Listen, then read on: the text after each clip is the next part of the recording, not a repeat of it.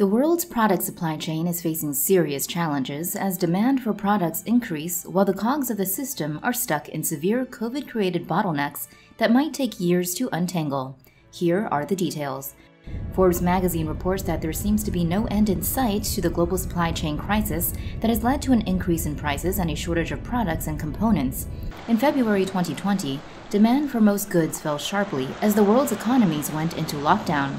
Cargo ships stopped sailing, manufacturing capacity was cut, and workers everywhere were displaced.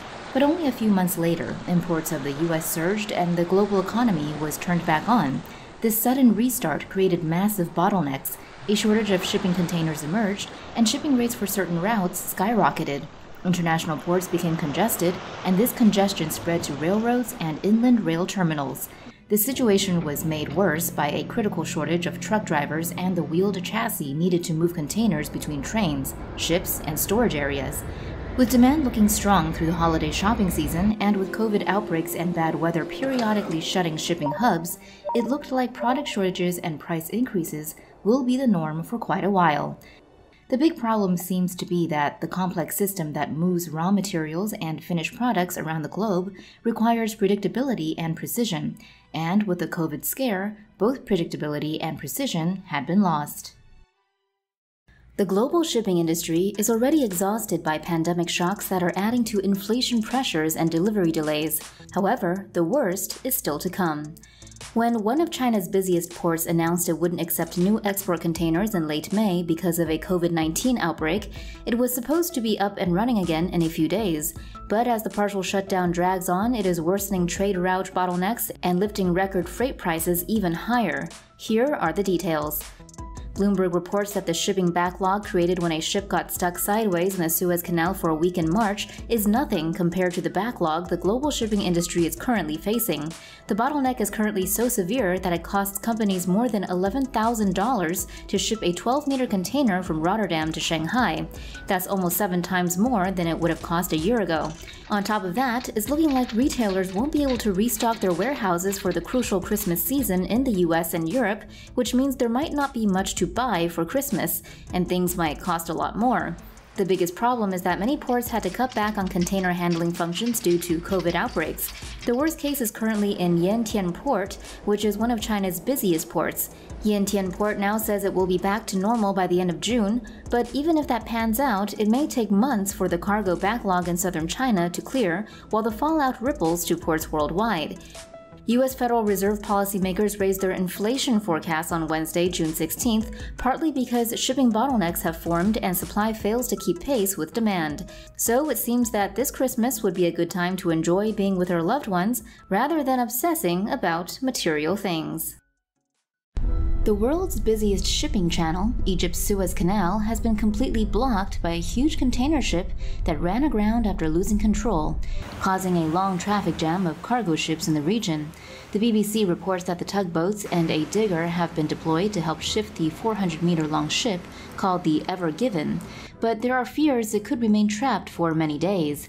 The incident occurred just north of the port of Suez early on Tuesday, March 23rd. The ship is lodged sideways across the waterway, blocking the path of dozens of other vessels which are now trapped in lines in both directions.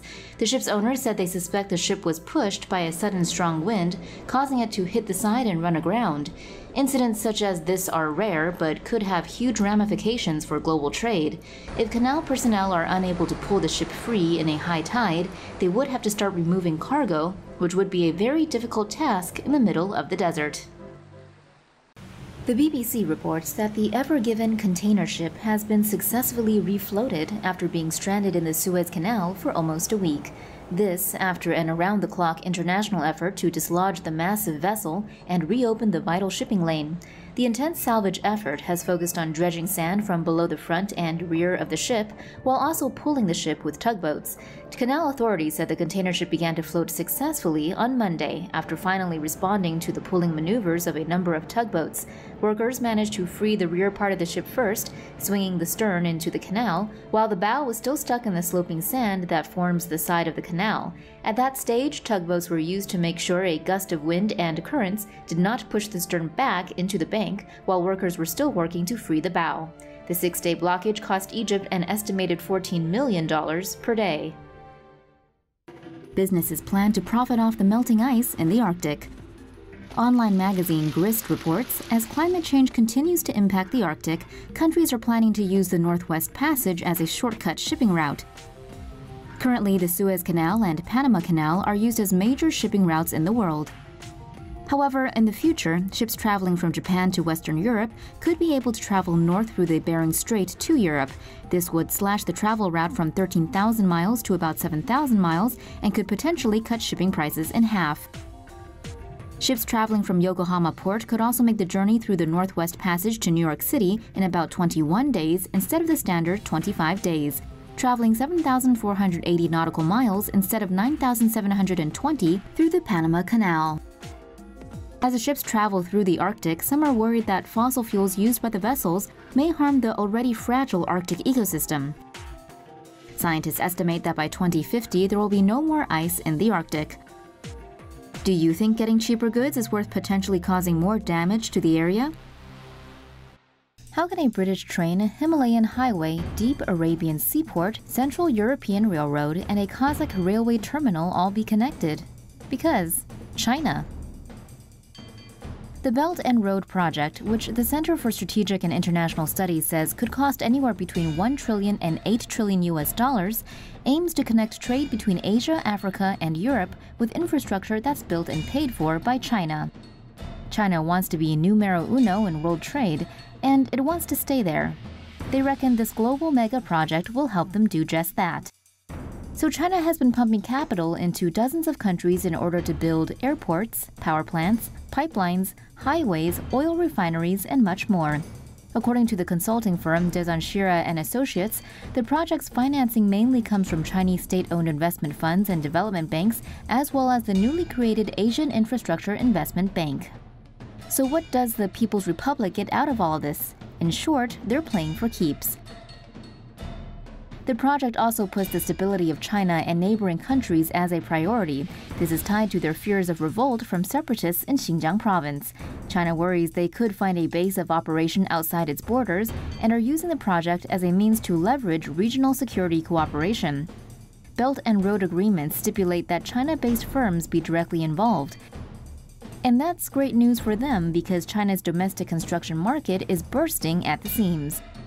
Developing countries quite happily agree to these terms, especially as investment from the West usually comes with strict environmental, financial, and ethical requirements. But the PRC doesn't really care about all of that. So how could China making it rain on a developing country's economy turn out badly?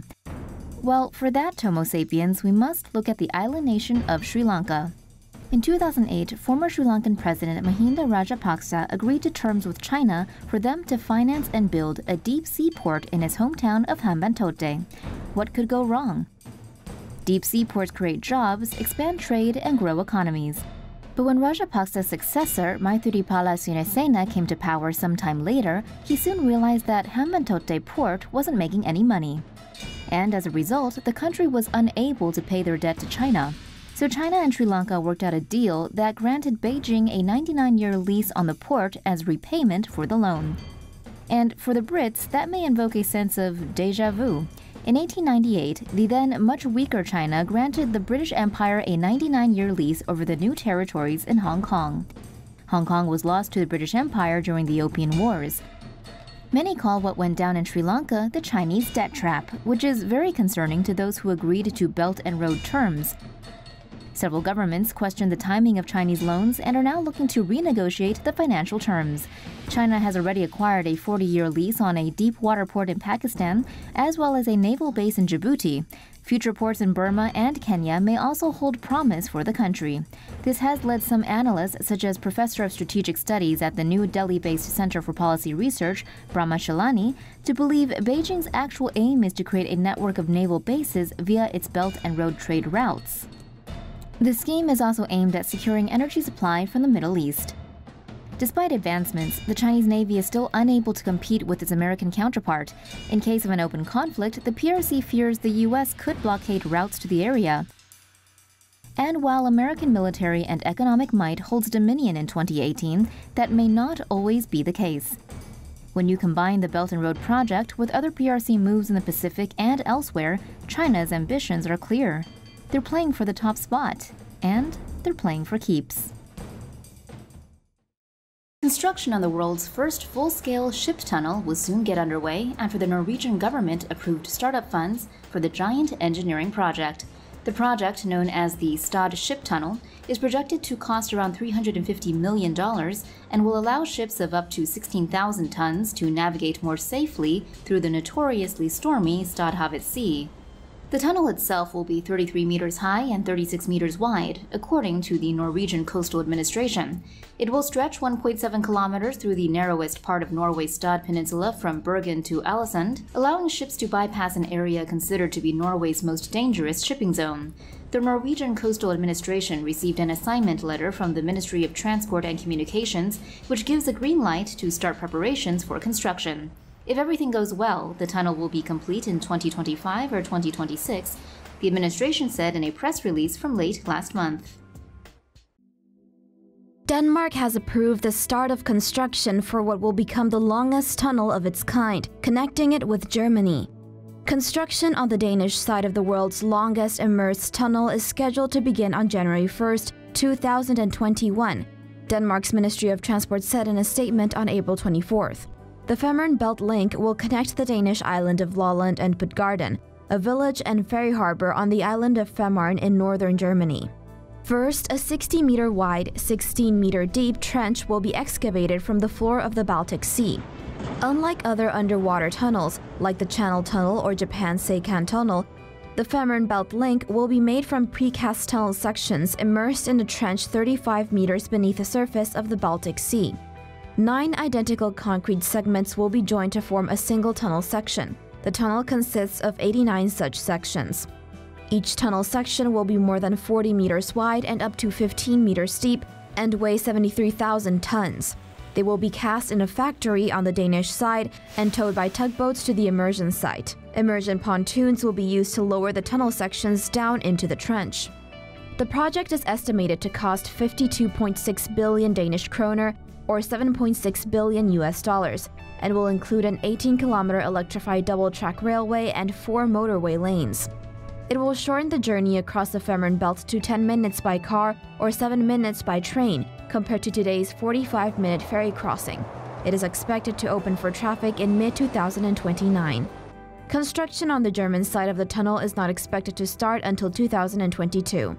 Plans for the project were originally announced by the Danish government in 2015, with a completion date of mid-2024. Construction was most recently postponed 6 months because of the COVID-19 pandemic. For more news animations and explainers, hit the subscribe and bell button to join the Tomo News family. Thanks for watching.